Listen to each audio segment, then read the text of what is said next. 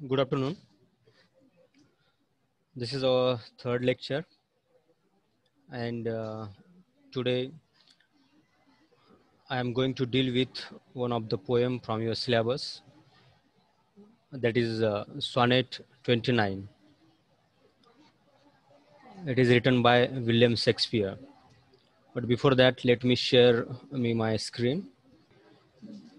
This is the name of the poem. When in disgrace with fortune and men's eyes.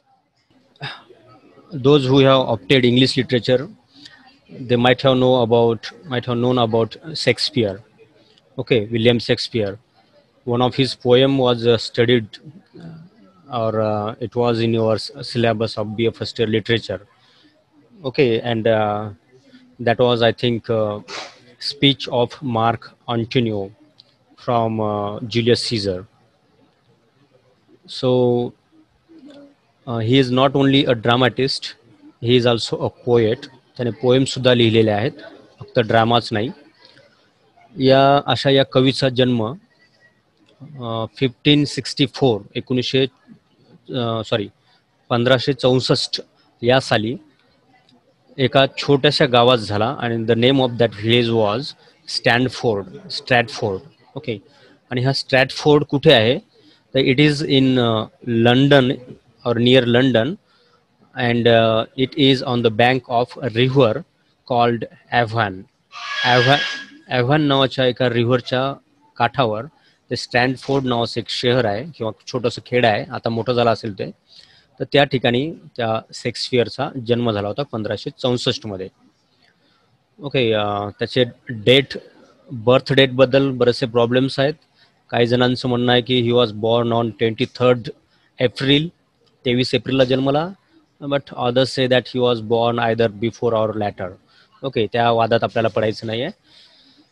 Then at the age of 18 वयाचं असताना he got married a woman called Ann Hathaway. आणि तुम्हाला थोडंसं वेगळं वाटेल, this Ann Hathaway was 8 years senior to him. त्याच्यापेक्षा 8 वर्षाने वयाने मोठी होती.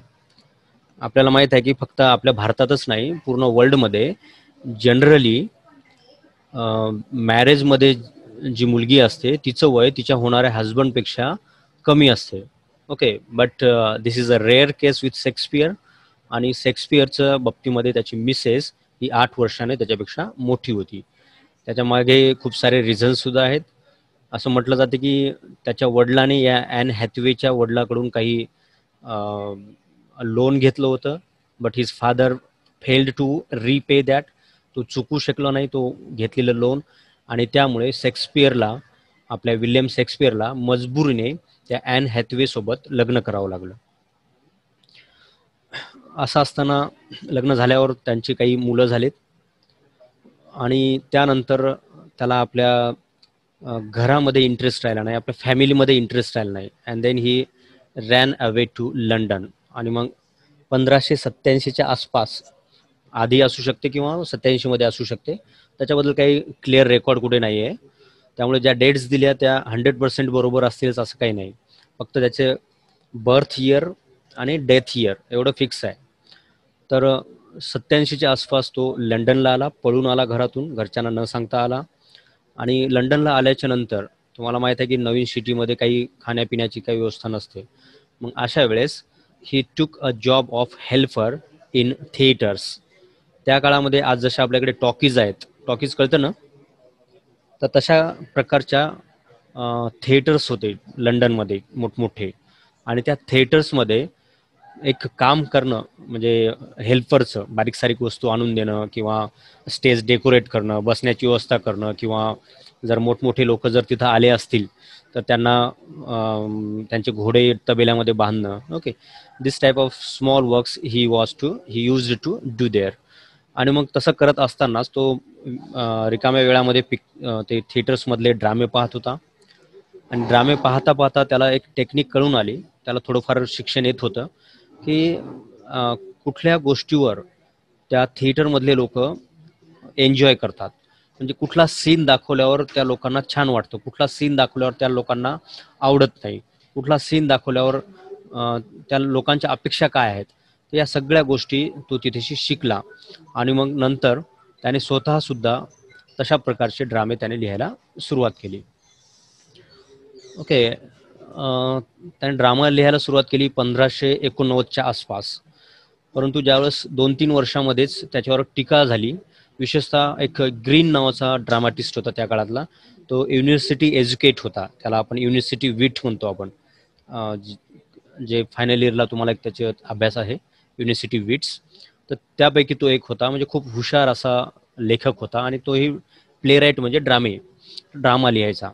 आणि त्याने टीका केली की हा एक खेड्यातून आलेला कावळा क्रो इथे येऊन काव काव करत आहे किंवा असे काही ड्रामे लिहित आहे.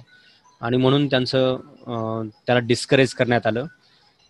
कदाचित या डिस्करेजबद्दल किंवा ह्या अपमानाबद्दल सुद्धा त्याने लिहिलेलं असेल त्याच्या आजच्या पोएममध्ये, हे आपण नंतर बघू. त्यानंतर तो एवढा फेमस बनला नंतरच्या काळामध्ये, एवढा फेमस बनला की 1599 या वर्षामध्ये त्याने लंडनमधलं सगळ्यात मोठं theatre, okay, largest theatre in London, that is globe, हे बांधून काढलं स्वतःच्या मालकीनं. त्याच्यामध्ये हिस्सेदारी असेल बाकींची, परंतु he was the main owner. त्यानंतर काही वर्षांनी in 1603 the queen of England or queen of UK, that is Elizabeth first, she died there. तर जनरली शेक्सपियरचा काळ कोणता होता असं जर कोणी विचारलं तर असं म्हटलं जाते की he lived in the age of एलिझाबेथच्याच काळामध्ये होता असं म्हटलं जाते. आणि म्हणून तुम्हाला हे माहीत असायला पाहिजे, शेक्सपियरची रायटिंग ही एलिझाबेथच्या डेथच्या नंतर सुद्धा होती, जवळपास 10-12 वर्ष, पण तरीसुद्धा त्याचं एज जे आहे ते एलिझाबेथन एज हेच काउंट केलं जातं. Okay. And after her death her nephew king James first came to throne, तो गादीवर बसला. ॲक्च्युअली तो स्कॉटलँडचा राजा होता, पण तो इंग्लंडचा राजा बनला आणि तिथून पुढे मग इंग्लंड स्कॉटलँड हे एक झालेत. In 1609 Shakespeare's sonnets appears in print. शेक्सपियरनं जे काही सॉनेट लिहिले होते ते कधी लिहिले नोबडी नोज, कारण कुठलाही कवी आज लिहिलं आणि उद्या पब्लिश करतो असं होत नाही. बरेचसे कवी काय करतात, आज लिहितात आणि 4-5 वर्षांनी 5-6 वर्षानंतर पब्लिश करतात. पहिल्या काळामध्ये तर ही प्रथा खूप होती. काही जण तर लिहून ठेवायचे आणि पब्लिशच करायचे नाहीत. ते मरण पावल्याच्या नंतर त्यांच्या घरच्यांना कळायचं की आपल्या या व्यक्तीने काहीतरी लिहून ठेवलेलं आहे आणि नंतर ते पब्लिश करायचे. तर असं त्याच्या जीवनामध्ये ज्या घडामोडी घडत आल्या होत्या त्यावर त्याने सॉनेट्स लिहिले. त्या काळामध्ये अशी एक व्हॉग होती, एक प्रथा होती की एक सॉनेट नाही लिहायचं. सॉनेट म्हणजे 14 लाईनची कविता, ओके, 14 लाईन्स पोएम. पण ते काय करत होते, मग एक पोएम लिहिल्याच्या नंतर त्याच्याशी मिळती जुळती असलेली दुसरी पोएम तिला भिडून लिहायची, म्हणजे त्याला त्याच्यानंतर लिहायचे. तर अशा एकानंतर एक अशा किती पोएम्स त्याने लिहिले असतील असे सॉनेट्स, तर 154 sonnets he wrote, and all of them were published in the same year or in the only 1 year, that is 1609. 1609 मध्ये त्याने हे सॉनेट्स पब्लिश केले. आणि आपलं जे सॉनेट्स आहे ज्याचा या 154 सॉनेट्स मधला नंबर आहे 29, ओके, 29वा. तर हे सॉनेट सुद्धा याच वर्षी पब्लिश झालं, पण लिहिलं कधी हे माहीत नाही. त्यानंतर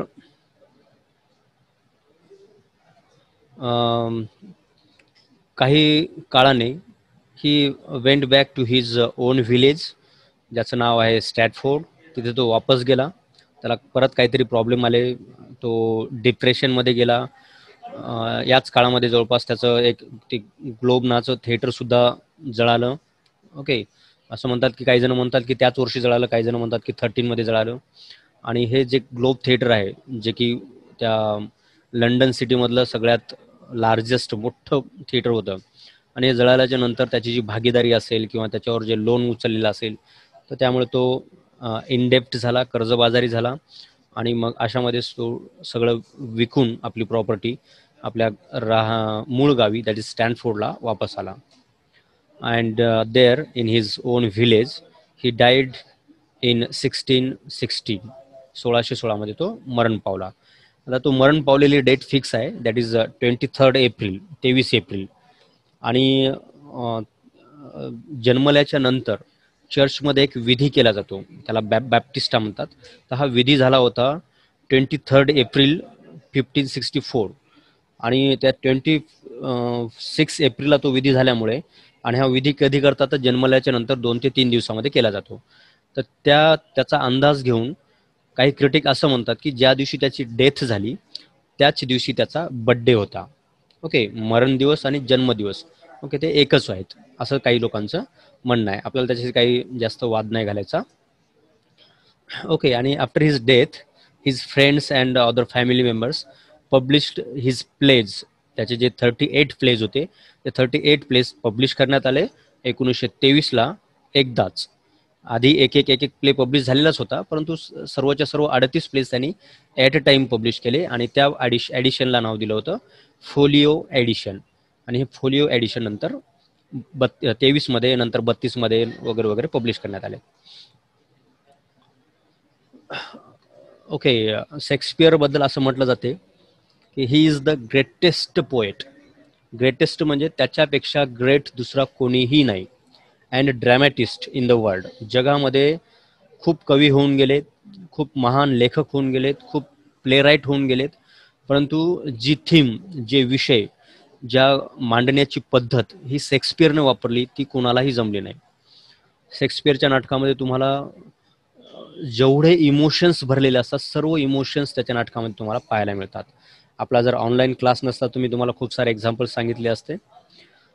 ओके, तर म्हणून तो पोएट पण आहे आणि ड्रॅमॅटिस्ट पण आहे. त्याचे मॅक्झिमम ड्रामा जे आहेत ते ब्लँक व्हर्समध्ये लिहिले आहेत. ब्लँक व्हर्स हा सुद्धा एक कवितेचा प्रकार आहे, म्हणून तो ड्रामा जरी लिहित असला तरी तो पोएममध्येच लिहित होता, आणि म्हणून तो ड्रॅमॅटिस्ट पण आहे आणि पोएट पण आहे.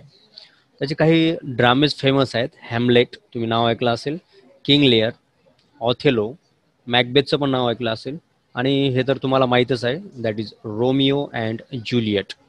ओके, रोमिओ अँड ज्युलियटची स्टोरी तशी खूप जुनी होती, ती जर्मनीहून आलेली आहे इंग्लंडला.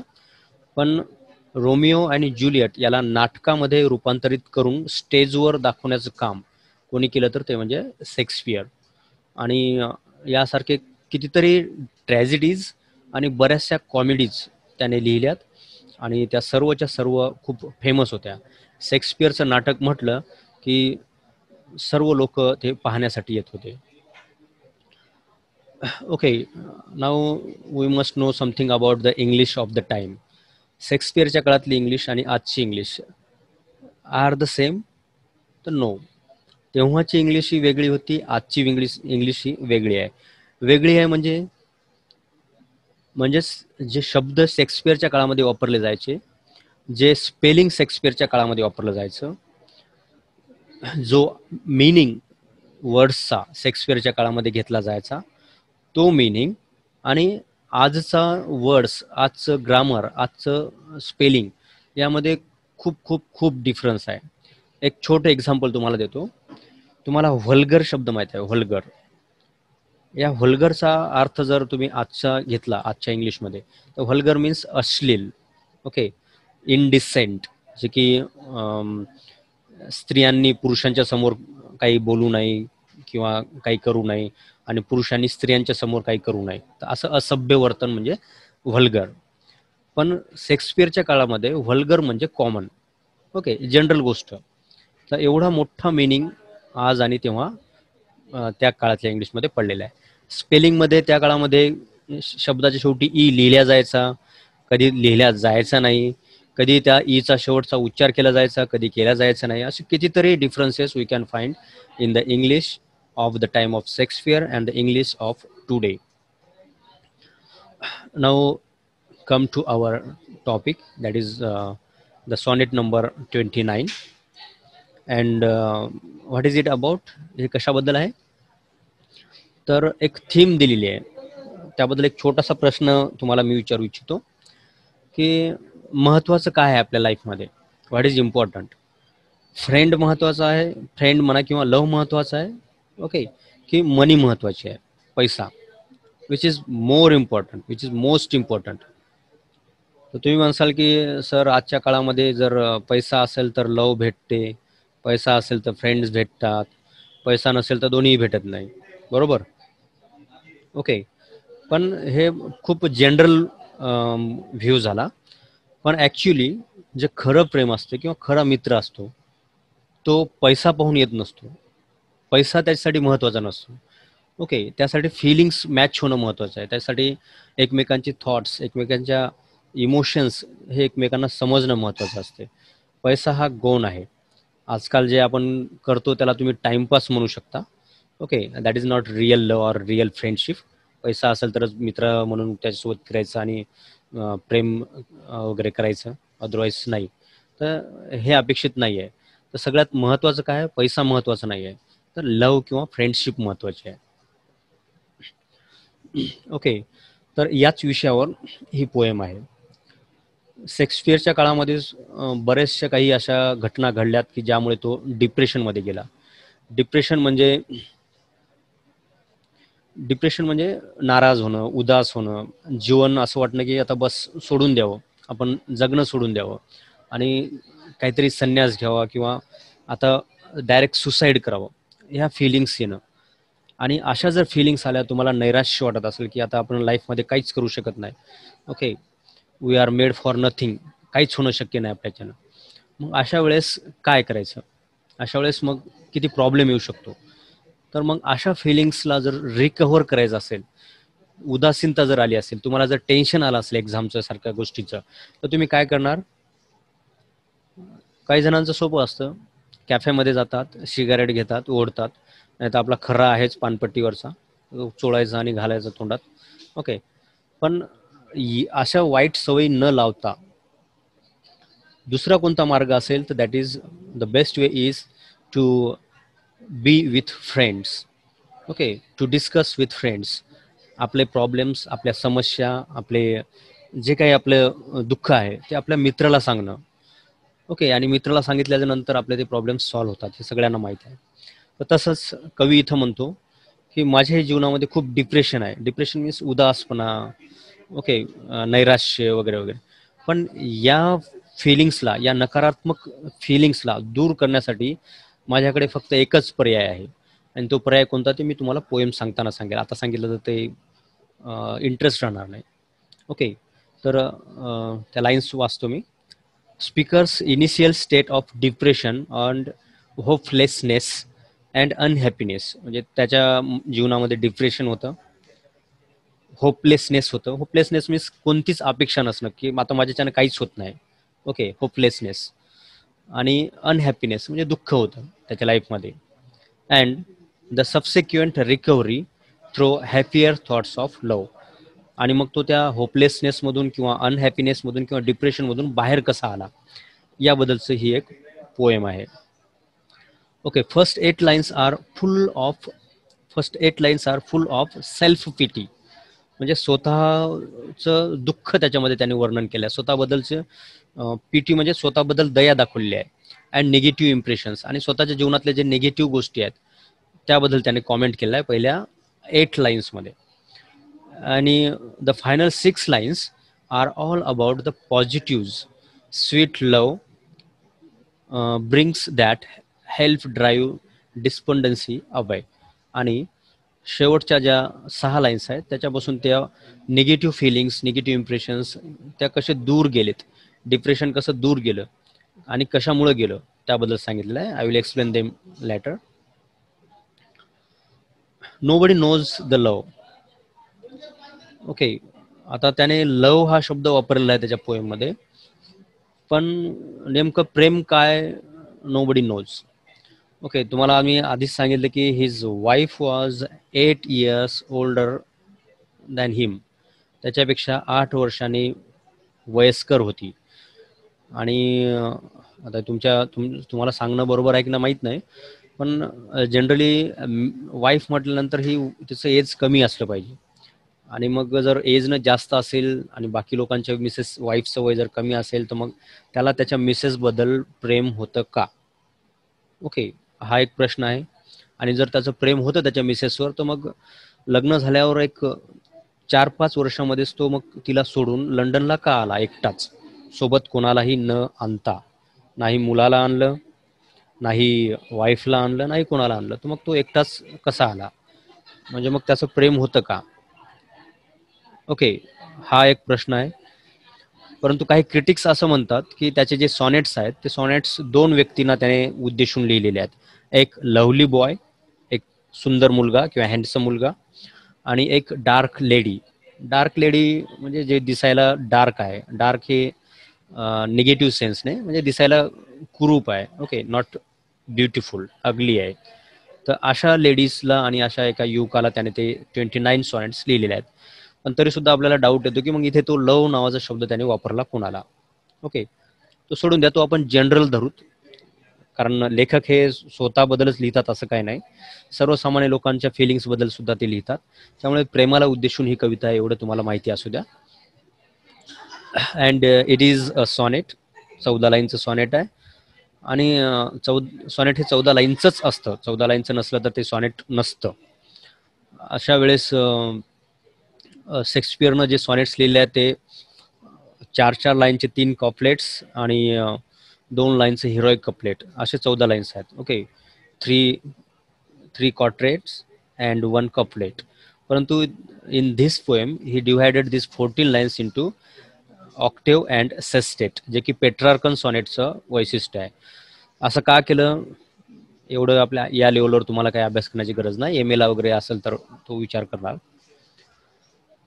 त्यानंतर हे पोएम आहे, मी सकाळीच तुम्हाला हे टेक्स्ट पाठवलं होतं. जर ह्यामध्ये जर तुम्हाला पोएमचा टेक्स्ट दिसत नसेल तर तुम्ही व्हॉट्सअपवर ओपन करून पाहू शकता. ओके, तर लाईन बाय लाईन मी रीड करतोय text. When in disgrace, disgrace means डिप्रेशनमध्ये वगैरे वगैरे, हा त्या काळातला अर्थ आहे. आज डिसग्रेस म्हणजे कलंकित किंवा लाज वाटणे वगैरे असा अर्थ होतो, परंतु त्या काळामध्ये depression. Okay, when in disgrace with fortune and men's eyes, ज्यावेळेस तो डिप्रेशनमध्ये होता, ज्यावेळेस त्याला निगेटिव्ह विचार वाटायचे, ज्यावेळेस त्याला आपल्या नशिबाबद्दल वाईट वाटायचं की त्याचंच फॉर्च्यून मीन्स नशीब, ओके, आपलं भविष्य किंवा आपली परिस्थिती आजची, तर त्या फॉर्च्यूनबद्दल त्याला खूप नाराजगी होती. ओके, तो नाराज होता त्या भविष्याबद्दल. आणि मेन्स आईज म्हणजे बाकी लोकांच्या नजरेमध्ये सुद्धा तो कसा होता तर निगेटिव्ह बनला होता. बाकी लोकांची त्याच्याकडे पाहण्याची दृष्टिकोन सुद्धा ही वेगळी होती. बाकी लोक सुद्धा त्याला चांगलं म्हणत नव्हते. म्हणून तुम्हाला म्हटलं की मी 1992 ग्रीन नावाच्या एका नाटककाराने त्याला गावरानी कावळा किंवा गावंडळ हा शब्द वापरला होता. गावंडळ, खेड्यातून आलेला. तर कदाचित त्याचा रेफरन्स असेल, त्याला उद्देशून तो बोलत असेल. ओके, तर मग अशा डिसग्रेसफुल कंडिशनमध्ये किंवा अशा नाराजगी असलेल्या कंडिशनमध्ये तो दुसऱ्या लोकांच्या डोळेमध्ये सुद्धा पाहू शकत नव्हता किंवा दुसऱ्या लोकांच्या नजर भिडू शकत नव्हता. आणि मग अशा वेळी I all alone beweep, आणि मग मी, ऑल अलोन मीन्स एकटा. ओके, माझ्यासोबत दुसरं कोणी होतं का, तर कोणीच नाही. ओके, मैं और मेरी तन्हाई, तर तो एकटा होता. आणि तो काय करायचा, बी वीप करायचा. बी वीप करणं म्हणजे दुःख व्यक्त करणं किंवा रडणं. आता रडणं म्हणजे काय, डोळ्यातून पाणी आलं पाहिजे त्यालाच रडणं नाही म्हणत. ओके, एखादं दुःखद विचार मनामध्ये आणून त्यावर विचार करणं हे सुद्धा विपिंगचाच प्रकार आहे. तर तो वीप करत होता, आपलं दुःख व्यक्त करत होता एकटाच. ओके, माय आउटकास्ट स्टेट, आणि त्याची स्टेट कशी होती, स्टेट मीन्स अवस्था, कंडिशन. त्याची कंडिशन कशी होती, लाईक ॲन आउटकास्ट. आणि आउटकास्टचा अर्थ होतो वाळीत टाकलेला, समाजामधून बहिष्कृत केलेला. ओके, तर त्याची कंडिशन अशी होती की त्याला समाजाने एकटं पाडलं, तो समाजातल्या इतर व्यक्तीसोबत नाही आहे. आणि अशा कंडिशनमध्ये तो एकटा आपलं दुःख व्यक्त करत होता. ओके, कदाचित तो 1592च रेफरन्स असू शकतो. अँड ट्रबल डीप हेवन, आणि ट्रबल देत होता. ट्रबल मीन्स त्याच एखाद्याचं रडणं ऐकल्याच्या नंतर आपल्याला कसं होतं, आपल्यालाही व्यथित झाल्यासारखं होतं, आपण बेचैन होतो. ओके, आपल्यालाही कुठे मन लागत नाही. तर तसं तो त्या हेवनला ट्रबल करत होता, त्या हेवनचं मन विचलित करत होता. त्या हेवन म्हणजे स्वर्ग. ओके, त्या स्वर्गाला आपलं घराणं सांगत होता, आपलं दुःख सांगत होता. ओके, परंतु त्या स्वर्गाचे कानं कसे होते, डीप. डीप म्हणजे बहिरे. Okay, the person who can not listen to, that is called deaf. आणि मग अशा डीप हेवनला त्याचा आवाज जाईल का? तर नाही. जसं तुम्हाला माहित आहे की आपण बऱ्याचदा देवापुढे प्रार्थना करतो की God please help me to get out this problem. Okay, एखाद्या प्रॉब्लेममधून बाहेर पडण्यासाठी आपण प्रार्थना करतो देवाला. पण देव ऐकतो का प्रत्येक वेळेस किंवा मॅक्झिमम वेळेस? तर तो ऐकत नाही. तो ऐकत नाही म्हणजेच काय? तर तो त्याला कानच नाही आहेत किंवा तो तो कानच जाणून बुजून बंद करून बसलेला आहे. अशा बंद करून बसलेल्या त्या स्वर्गाला आपला हा कवी त्याचं दुःख सांगत आहे. आणि मग त्याचा काही फायदा होईल का? तर काही होणार नाही. With my bootless cries. Okay, आणि त्या हेवनला हा ट्रबल कसा करत आहेत? तर त्याच्या जी क्राय आहे, क्राय मीन्स ओरडणे, माहीत आहे तुम्हाला. ओके, तर त्याचं ते ओरडणं. आणि हे ओरडणं कसं आहे? तर बूटलेस, बूटलेस मीन्स हेल्पलेस, हतबल. म्हणजे तो खूप निराश झालेला आहे आणि निराश होऊन तो मोठमोठ्याने रडत आहे, आपलं दुःख सांगत आहे त्या स्वर्गातील लोकांना, त्या देवांना. परंतु ते देव मात्र त्याचं दुःख ऐकत नाहीत आणि त्यांना दुःख ऐकायला न गेल्यामुळे त्याचे प्रॉब्लेम सॉल्व्ह होत आहेत का? तर नाही. तो ज्या डिप्रेशनच्या कंडिशनमध्ये आहे तो तसाच तिथे पडून आहे. And look upon my self and कर्स माय फेट. ओके, आणि जेव्हा तो स्वर्गही त्याला मदत करायला येत नाही, अशा वेळेस तो कवी आपल्या स्वतःकडेच पाहतो आणि स्वतःकडे पाहूनच काय करतो? तर स्वतःलाच कर्स करतो. स्वतःबद्दलच वाईट विचार करायला लागतो की हे असं काय जगणं असतं का? एवढं खराब जगणं असतं का? Wishing me like to one more rich in hope. आणि मग मी इच्छा व्यक्त करतो माझी स्वतःबद्दलची की मी कसा असायला पाहिजे होतो? खूप रिच असायला पाहिजे होतो, अशी मी होप करतो, अशी इच्छा करतो की मी श्रीमंत असावं. फीचर्ड लाईक हिम. फीचर्ड मीन्स जसा श्रीमंत माणूस असतो, हँडसम दिसायला, त्याच्यावर कोट, बूट, ओके, बसण्यासाठी छान एक गाडी वगैरे वगैरे. तर just like him I must be featured. माझे सुद्धा तसेच फीचर असावेत. पण तसं शक्य असतं का? तर नाही. Like him with friends possessed. तुम्हाला मी आधीच सांगितलं की पैसा असेल तरच फ्रेंड्स असतात. तसं त्या श्रीमंत माणसाच्या पजेशनमध्ये, त्याच्या मालकीमध्ये किंवा त्याच्या वैयक्तिक संपत्तीमध्ये काय काय असतं? तर फ्रेंड्स सुद्धा असतात. म्हणजे त्याच्या अवतीभोवती खूप सारे फ्रेंड्स असतात. परंतु आपला हा कवी म्हणतो की मी मात्र एक पुअर व्यक्ती, then I don't have any friend. आणि म्हणून मी अशी इच्छा व्यक्त करतो की that I also should have some friends like him. Desiring this man's art. Desire means इच्छा व्यक्त करणे, तीव्र इच्छा असणे. मला अशी इच्छा आहे की त्या माणसामध्ये जे आर्ट आहे, त्या माणसामध्ये जे स्किल आहे मित्र बनवण्याचं किंवा माणसं मागं मागे फिरवण्याचं, ओके, माझ्यामध्ये सुद्धा तसं स्किल असायला पाहिजे श्रीमंत बनण्याचं, ते माणसं घेऊन फिरण्याचं. And that man's scope. आणि त्या माणसाचा जसा स्कोप आहे किंवा त्या माणसाला जेवढा स्कोप मिळतो, श्रीमंत माणसाला कोणी घरी येऊ नको म्हणतं का? तर नाही. इव्हन तुम्ही प्राईम मिनिस्टरच्या घरी जरी गेला, जर श्रीमंत असाल तर that prime minister will also welcome you. पण तुम्ही जर समजा गरीब असाल तर प्राईम मिनिस्टर तुम्हाला अपॉइंटमेंट सुद्धा देणार नाही, तुमचं नाव सुद्धा चेक करणार नाही, पाहणार नाही. ओके, तर असं श्रीमंत माणसाचे जसे स्कोप असतात तसे स्कोप मला सुद्धा का नाहीत किंवा मला सुद्धा मिळावेत. With what I most enjoy. आणि या सगळ्या गोष्टी जर असतील तर I will enjoy a lot. खूप सारा एन्जॉय करेल. माझ्याकडे पैसा असेल, मी तसा हँडसम असेल किंवा खूप सारे छान छान कपडे, दागिने वगैरे वगैरे असेल, आणि जर खूप सारे फ्रेंड्स असतील, त्या श्रीमंत माणसाची कला माझ्यामध्ये असेल आणि त्याला ज्या अपॉर्च्युनिटीज मिळतात, जो स्कोप मिळतो, तो स्कोप जर माझ्याकडे असेल तर मी खूप खूप खूप एन्जॉय करेल. पण पुढे म्हणतो की तो कंटेंटेड लिस्ट. कंटेंट मीन्स समाधान. पण या सगळ्या गोष्टी मला एन्जॉय देऊ शकतील, पण समाधान देऊ शकतील का? तर नाही. लिस्ट मीन्स खूप कमी. म्हणजे श्रीमंत जर मी बनलो तर मी एन्जॉय करेल, पण समाधानी राहील का? तर नाही. तर समाधानासाठी काय पाहिजे? Yet in these thoughts myself almost डिस्पायझिंग.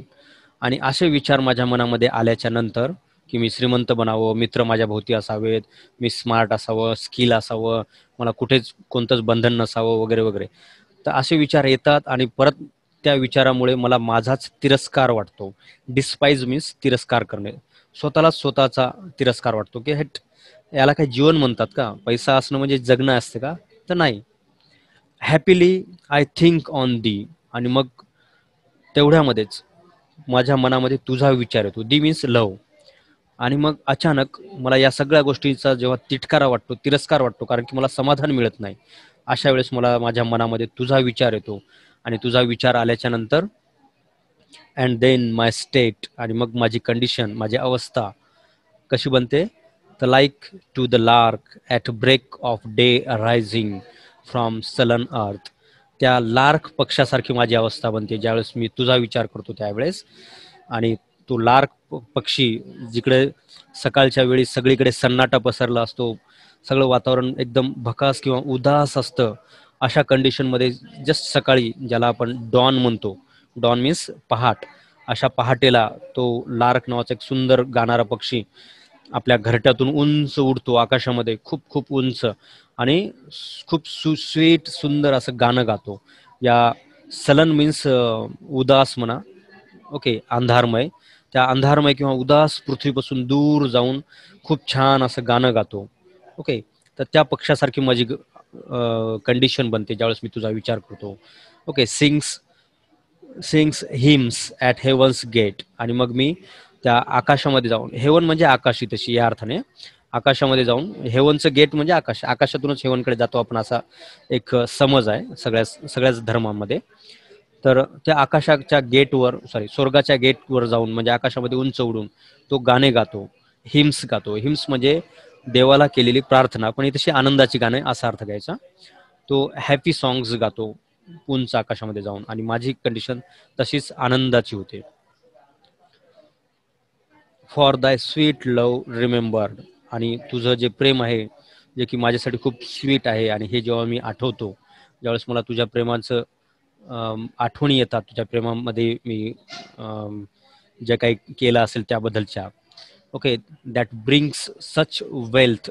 Okay, such wealth brings. आणि हे मेमरी, त्या आठवणी माझ्याकडे काय घेऊन येतात, तर वेल्थ घेऊन येतात, खूप मोठी संपत्ती घेऊन येतात. आणि ही संपत्ती काय आहे, तर जी मी पैशामध्ये मोजू शकत नाही ती संपत्ती घेऊन येतात. ओके, समाधान असेल, आनंद असेल, जे काय असेल ते, ती संपत्ती घेऊन येतात तुझे विचार. That then I scorn means नको असणे किंवा तुच्छ लेखणे. ओके, चिल्लर समजणे, तुच्छ समजणे, तुच्छ लेखणे. कशाला तुच्छ लेखतो हा, then I scorn to change my state with Kings.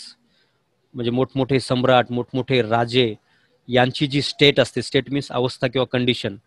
मला जर कोणी म्हटलं की तुला मी राजा बनवतो किंवा राजासारखं ठेवतो, पण तू काय कर, हे प्रेम विसर किंवा या प्रेमाचा विचार करणं सोडून दे, तर मी ते सुद्धा नाकारेल, ते सुद्धा झिडकारेल. मला त्या राजाचं वैभव सुद्धा तुच्छ वाटेल, चिल्लर वाटेल. कशाच्या पुढे, तर माझ्या जे प्रेमाच्या ज्या आठवणी आहेत त्या आठवणी पुढे, माझ्या प्रेमापुढे बाकी सर्व गोष्टी ह्या चिल्लर आहेत किंवा मला नकोशा आहेत. ओके, माझं खरं वैभव काय आहे, तर माझं प्रेम आणि त्यासोबत जुळलेल्या आठवणी. ओके, तर अशी एक छोटीशी प्रेम कविता आहे. आपल्याकडे जस्ट 3 मिनिट राहिले आहेत. तुम्हाला माहित असेल की खूप श्रीमंत लोक असतात, पण रात्रीचं ते छान झोपू शकतात का, तर नाही, दे cannot sleep well because they have lot of tensions also with them. जेवढं श्रीमंत व्यक्ती तेवढे टेन्शन्स जास्त. तुम्हाला वाटत असेल की अंबानी वगैरे वगैरे जे नाव आहेत हे खूप चांगलं जीवन जगत असतील.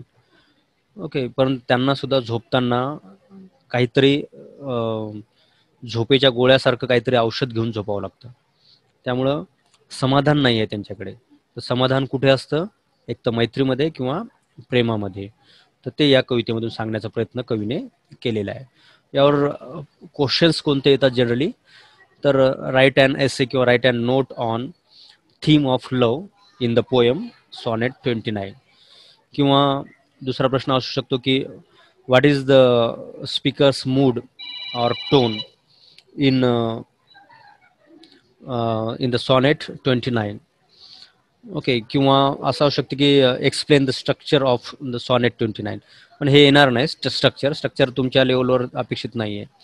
तर खालचा प्रश्न मॅक्झिमम टाईम रिपीट होतो, तो म्हणजे write a summary or the write and appreciation of the poem sonnet 29.